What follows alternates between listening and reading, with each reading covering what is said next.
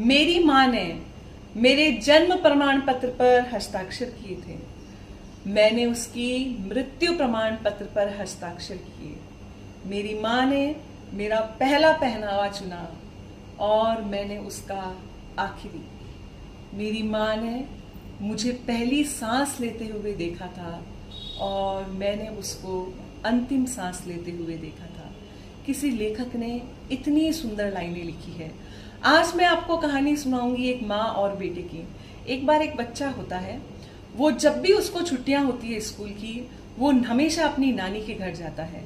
इस बार बच्चे की उम्र करीबन 12 और 13 वर्ष की हो गई थी। फिर से उसकी स्कूल की छुट्टियां हुई और उसने अपनी माँ से बोला, मुझे नानी के घर जाना है। नानी का घर मतलब जहां बच्चे को प्यार और दुलार बहुत मिलता है।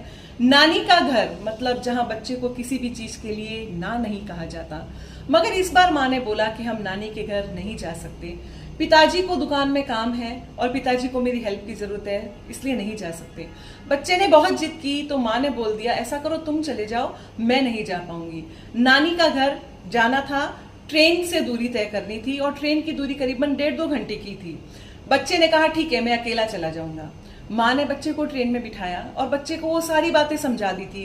किसी अजनबी से खाना नहीं है, बीच में उतरना नहीं है, किसी से ज्यादा बात नहीं करनी। और उसको एक चिट्ठी दी थी और बोला था, अगर तुम्हें ऐसा लगे कि तुम्हें मेरी बहुत याद आ रही है और तुम्हें डर लगे तो तुम ये चिट्ठी पढ़ लेना। अगर ऐसा नहीं हो तो तुम इस चिट्ठी को वापिस आते हुए लेते हुए आ जाना।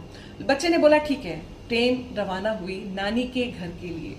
जैसे ही ट्रेन छूटी, बच्चे को इतनी खुशी हुई, उसने बाहर के नज़ारे देखे, आसपास के लोगों को देख रहा था, उसका खुशी का ठिकाना नहीं था। मगर 10-15 मिनट बाद में जब उसको ये एहसास हुआ कि माँ पास में नहीं है, जो पास में सारे लोग हैं वो अनजान लोग हैं, अब उसको डर लगने लग गया था। फिर उसको याद आया माँ ने चिट्ठी दी थी।